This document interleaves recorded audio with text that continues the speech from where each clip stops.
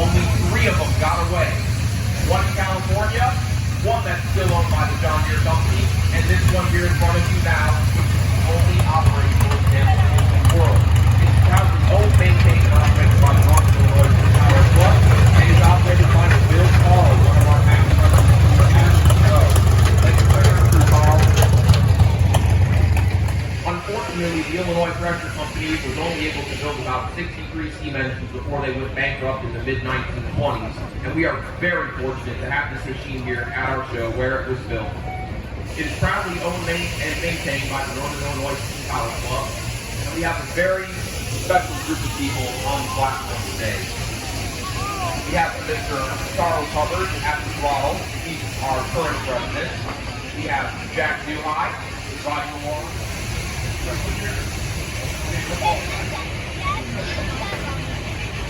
One thing I want to do is try and get some steam here.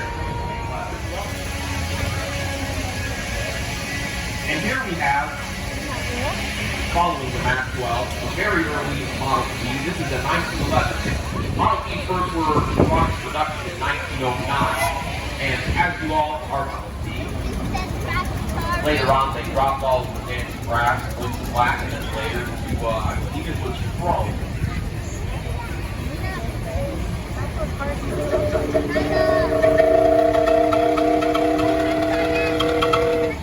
That is an exhaust into an aftermarket feature. In 1956, a group of local cow farmers got together and watched a film produced by the J.I.K. Company titled When Steam Was King, which recounted the days of the steam threshermen and one of the old steam engines out of the barn, got a threshing machine, and harvested the wheat crops just how they did 100 years ago. And that's exactly what they did. And this engineer is the one that did it first. This is a 20 horsepower Minneapolis owned by the Peterson family of Hampshire, Illinois, and it has never missed a reunion here since the show's inception in 1956. The Minneapolis company was out of Hopkins, Minnesota. In their later years, they offered 3 sizes of engines, a 20, 24, and 28 horse. This is one of 2 20-horse engines on the ground today. Any whistles up there, you guys?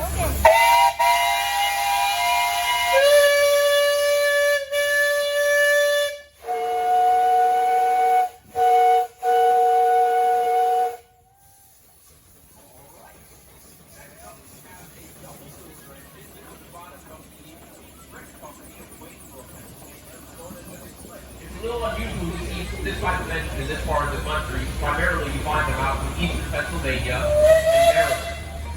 We're very grateful that they're bringing it through today. Up note is the matching water tender being held behind. When you were out in a remote location doing work on the belt in the field, you need to have extra fuel with you in case you ran out. You could run for longer. The more time you're sitting, the less money you're making in the field. You have a tank there that's full of water and a tender to keep your fuel in. Any whistles up there?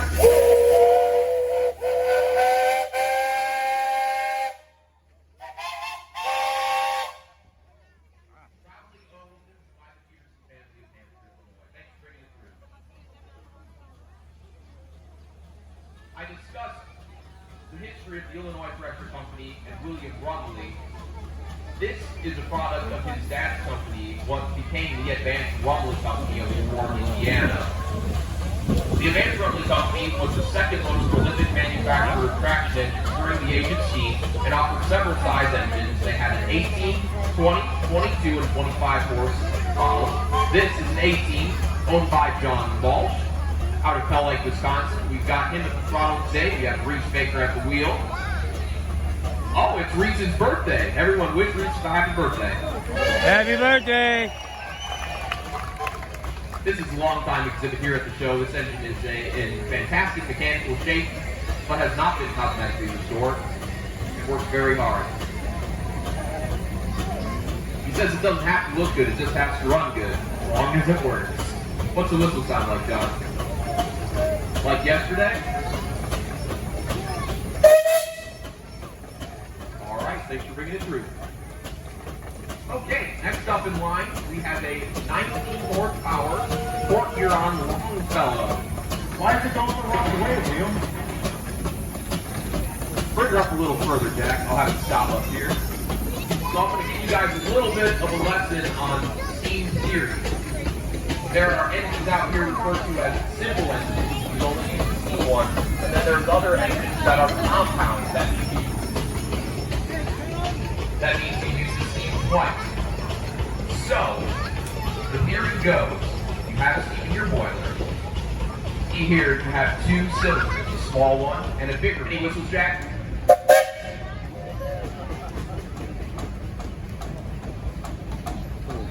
Thanks for bringing it through.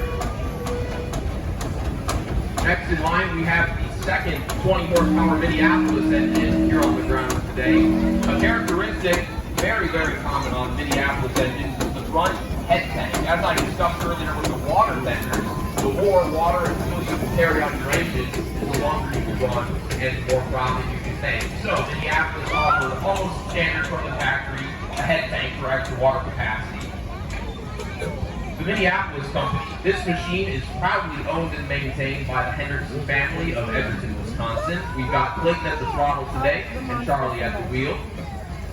This engine recently went through a cosmetic restoration and appears as it did fresh from the factory. Charlie and Clayton are heavily involved with the Rock River Threshery of Edgerton, Wisconsin, just by Janesville.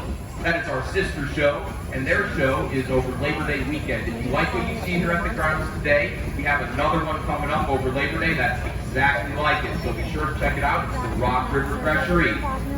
All right, any whistles? No.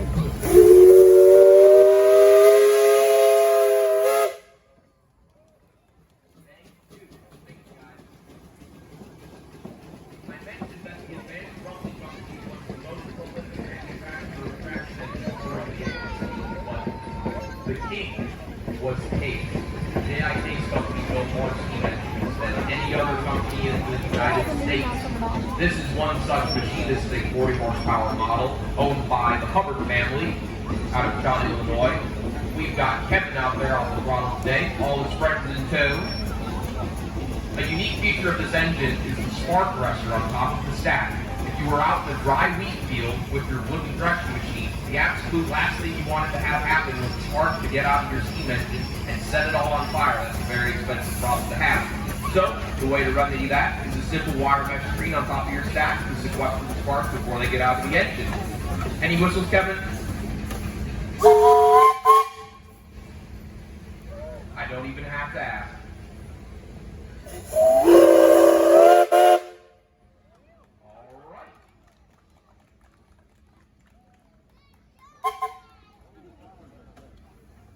Again, operated by Kevin Kalzinski and Eric Sullivan today. Here's another product of the J.I. Case company. This is a 50 horsepower traction engine. It's owned by the Bruin family out of Folsom, Illinois.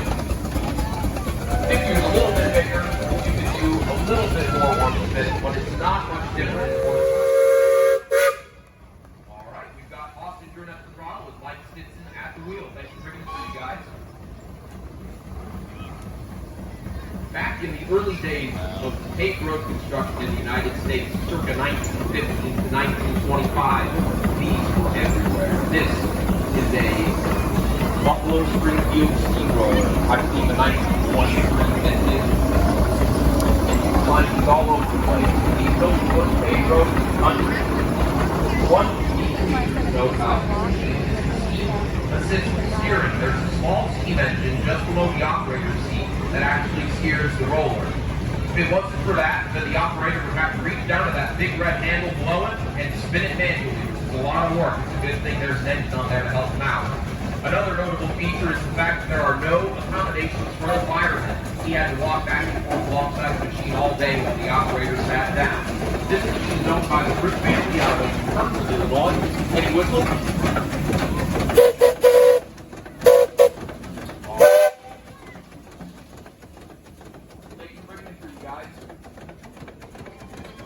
Our second horsepower traction. This is a 19 and 65 horsepower model. These engines have 2 horsepower ratings. The first one, that 19, is boiler horsepower, which is related to the heating surface inside of your boiler. The second one is the amount of work you can get off of the drawbar or off of the big belt pulley that is on the bleacher side of the parade route. This machine is owned by the Gould family out of Naperville, Illinois, and is pulling a matching water tender, as we discussed earlier. Any whistles, you guys? All right. Here we have the second double-cylinder engine on the ground here. This is a product of the Tech Garment Company of Mount Vernon, Indiana. It is a 22 horsepower engine, and as I said, it's a double-cylinder. This is a double cylinder. This is not a compound, meaning that the steam is only used in each cylinder once before being exhausted out of the stack. It features dual saddle tanks for extra water capacity out in the field. This engine also recently went through a complex restoration and is representative of what it would look like in 1924 when it left the factory in Mount Vernon, owned by the Staley family of Portland, Illinois, and in Whistles. All right, thank you.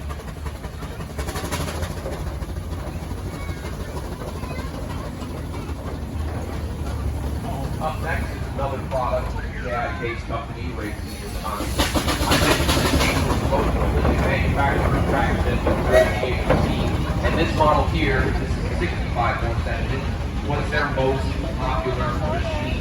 This engine is owned by the Cruz family out of Kirkland, Illinois. And notice what's missing. The last case you saw had what is known as a canopy or a cap, depending on which company you're referring to. Those were another option for the factory. If you anticipated your engine sitting outside for large amounts of time, you'd want a canopy to protect the machinery. It was not for the operator's comfort, just to protect the machinery. Any whistles up there?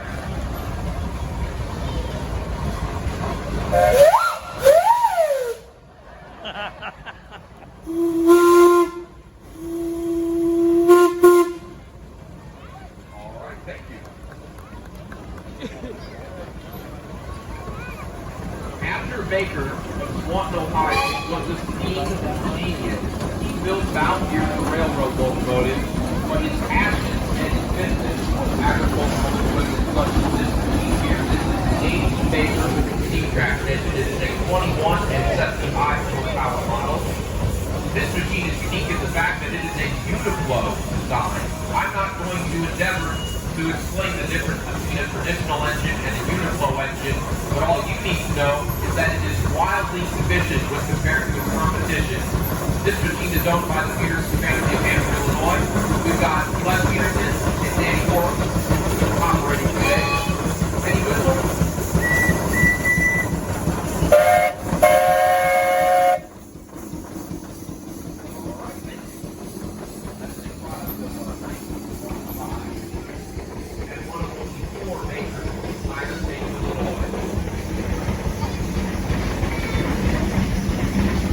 Minneapolis company offers three sizes of engines in their later years. Those again were 20, 24, and 28 horsepower models. This is the only 24 horsepower Minneapolis on our showgrounds today. It's owned by the Lucas family of West Chicago, Illinois.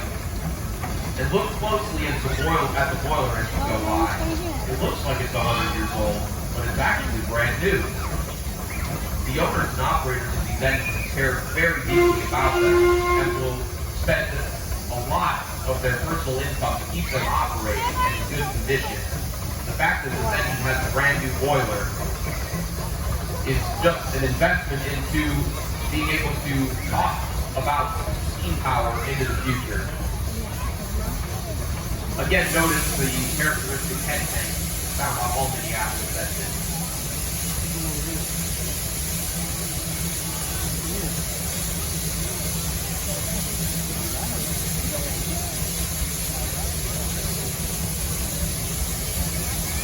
Are fully discreet legal.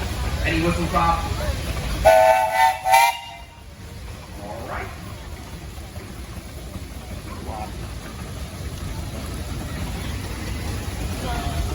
All right. This is our second little bug here, powered by a E8 Watt model engine, built by the Walmart family. What year was that put together? About 1955. Thanks for bringing it through. These two machines here are the first to step away from steam power on the American farm. This first machine is a 30-60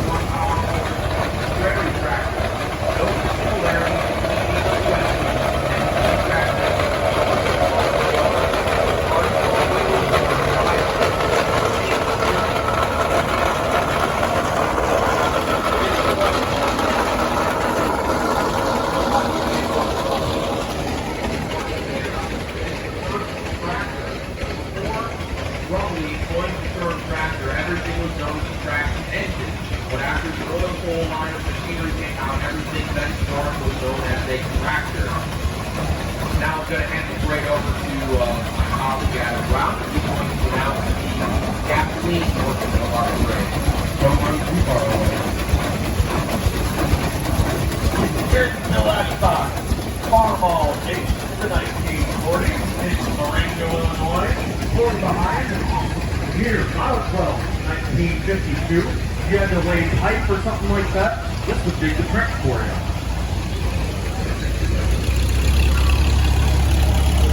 Here we have a Farmall F20 from 1939. This is Gordon Gutfeld out of Byron, Illinois. McCormick and Deering, they paired up, and this is one of the first tractors that they made, the Farmall. Not a lot of style, but a whole lot of function and a lot of power for the time, too.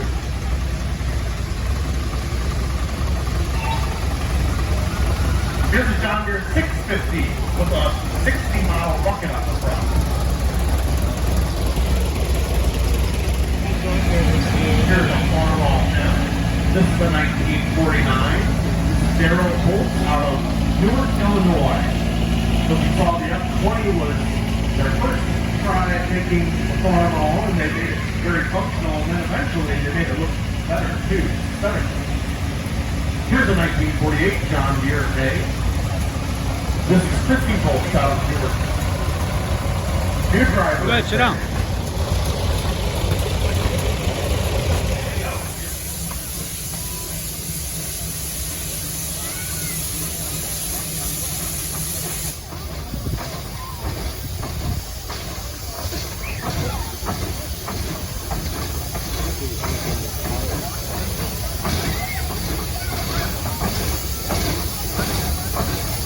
Another interesting feature about this engine is the fact that it has a mechanical water pump. There are devices known as injectors which also use the Venturi effect to add water to your boiler against the pressure inside. But there are also mechanical pumps at the fail-safe in case you can't get your injectors to work. Minneapolis is paying with both mechanical and gear-powered pumps that were powered off of the crankshaft engine.